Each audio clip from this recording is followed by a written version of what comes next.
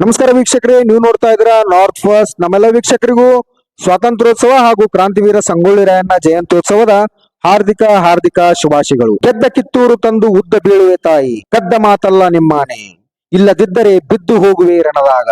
ಹೀಗಂತ ಶಪಥಗೈದ ಕಿತ್ತೂರು ಸಂಸ್ಥಾನದ ವೀರ ಸೇನಾನಿ ಕ್ರಾಂತಿವೀರ ಸಂಗೊಳ್ಳಿ ರಾಯಣ್ಣ ಜನ್ಮದಿನವನ್ನ ರಾಜ್ಯಾದ್ಯಂತ ಇಂದು ಅದ್ದೂರಿಯಾಗಿ ಆಚರಿಸಲಾಗಿದೆ.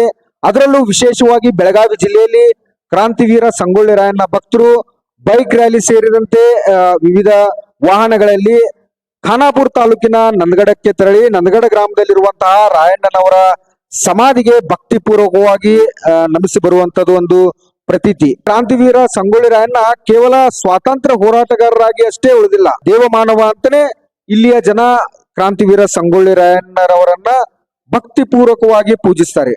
ಅದರಲ್ಲೂ ಸಂಗೊಳ್ಳಿ ರಾಯಣ್ಣನವರ ಪುಣ್ಯ ಸಮಾಧಿ ಸ್ಥಳವಾದ ನಂದಗಡದಲ್ಲಿ ಹೇಗೆ ನಿತ್ಯ ಆ ಪ್ರತಿಮೆ ಪೂಜೆ ಆಗುತ್ತೋ ಅದೇ ರೀತಿ ಬೆಳಗಾವಿಯಲ್ಲಿರುವಂತಹ ಬೆಳಗಾವಿ ನಗರದ ಹೊರವಲಯದಲ್ಲಿರುವಂತಹ ಇದೊಂದು ವೃತ್ತದಲ್ಲಿರುವಂತಹ ಕ್ರಾಂತಿವೀರ ಸಂಗೊಳ್ಳಿ ರಾಯಣ್ಣನವರ ಪ್ರತಿಮೆ ನಿತ್ಯವೂ ಪೂಜೆ ಆಗುತ್ತೆ. ಎಸ್ ವೀಕ್ಷಕರೇ, ಈ ದೃಶ್ಯದಲ್ಲಿ ಕಾಣ್ತಾ ಇರುವಂತಹ ವ್ಯಕ್ತಿಯ ಹೆಸರು ಯಲ್ಲಪ್ಪ ಗಡ್ದರ್ ಅಂತ, ಬೆಳಗಾವಿ ತಾಲೂಕಿನ ಪಿರನವಾಡಿ ಗ್ರಾಮದ ನಿವಾಸಿ.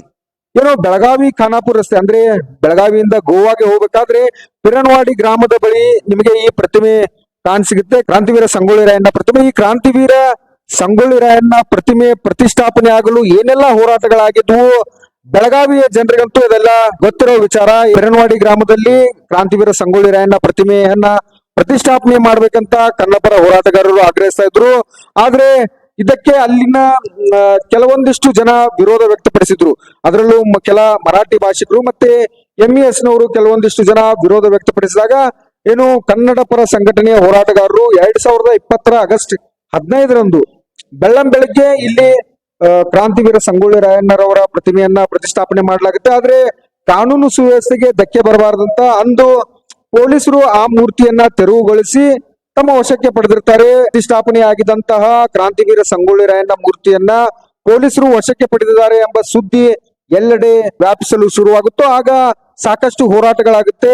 ಆಗ ಅಂದು 2020 ಆಗಸ್ಟ್ 27ರಂದು ರಾಜ್ಯದ ವಿವಿಧೆಡೆಯಿಂದ ಬಂದಂತಹ ಕನ್ನಡ ಪರ ಸಂಘಟನೆಗಳ ಹೋರಾಟಗಾರರು ಬೆಳಗಾವಿಯ ಸುವರ್ಣ ವಿಧಾನಸೌಧದಿಂದ ಈ ಪಿರನವಾಡಿ ಕ್ರಾಸ್ ವರೆಗೂ ಸಹ ಬೃಹತ್ ಪ್ರತಿಭಟನಾ ರ್ಯಾಲಿಯನ್ನ ಹಮ್ಮಿಕೊಳ್ತಾರೆ.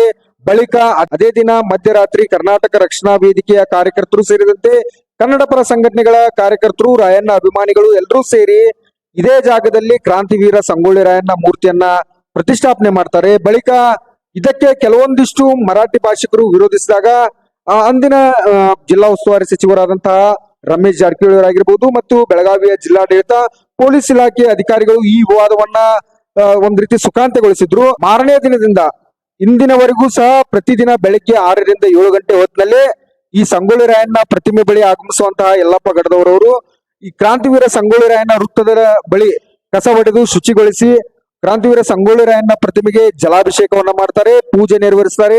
ಇನ್ನೂ ಒಂದು ವಿಚಾರ ಅಂತಂದ್ರೆ ಈ ಯಲ್ಲಪ್ಪ ಗಡ್ದರ್ ಅವರು ತಮ್ಮ 2 ಗಂಡು ಮಕ್ಕಳೇನಿದ್ದಾರೆ ಆ 2 ಗಂಡು ಮಕ್ಕಳ ಪೈಕಿ ಓರ್ವ ಮಗನಿಗೆ ಸಂಗೊಳ್ಳಿ ರಾಯಣ್ಣ ಅಂತಾನೆ ಹೆಸರಿಟ್ಟಿದ್ರೆ ಮತ್ತೋರ್ವ ಮಗನಿಗೆ ಸಂಗೊಳ್ಳಿ ರಾಯಣ್ಣರವರ ಪ್ರಾಣ ಸ್ನೇಹಿತ ಗಜವೀರ್ ಅಂತ ಹೇಳಿದ್ರು. ಆ ಗಜವೀರ್ ಅಂತ ಹೆಸರಿಟ್ಟಿರೋದು ಒಂದು ವಿಶೇಷಣೆ ಅಂತ ಹೇಳ್ಬೋದು. ಪ್ರತಿ ಹುಣ್ಣಿಮೆ ಅಮಾವಾಸ್ಯೆ ಎಂದಂತೂ ಕ್ರಾಂತಿವೀರ ಸಂಗೊಳ್ಳಿ ರಾಯಣ್ಣ ಪ್ರತಿಮೆಗೆ ವಿಶೇಷ ಪೂಜೆಯನ್ನು ನೆರವೇರಿಸಲಾಗುತ್ತೆ. ದೇಶ ಪ್ರೇಮ, ಸ್ವಾಮಿ ನಿಷ್ಠೆ, ತ್ಯಾಗ ಬಲಿದಾನಗಳ ಪ್ರತೀಕರಾಗಿದ್ದ ಕ್ರಾಂತಿವೀರ ಸಂಗೊಳ್ಳಿ ರಾಯಣ್ಣರಿಗೆ ನಿತ್ಯ ನಮಿಸುವ ಅಭಿಮಾನಿಗೆ ನಮ್ಮದೊಂದು ಸಲಾಂ. ಈ ಸುದ್ದಿ ನಿಮಗೆ ಇಷ್ಟ ಆಗಿದ್ರೆ ಶೇರ್ ಮಾಡಿ, north first Kannada channel subscribe ಮಾಡಿ. ನಿಮ್ಮ ಬೆಂಬಲವೇ ನಮ್ಮ ಶಕ್ತಿ.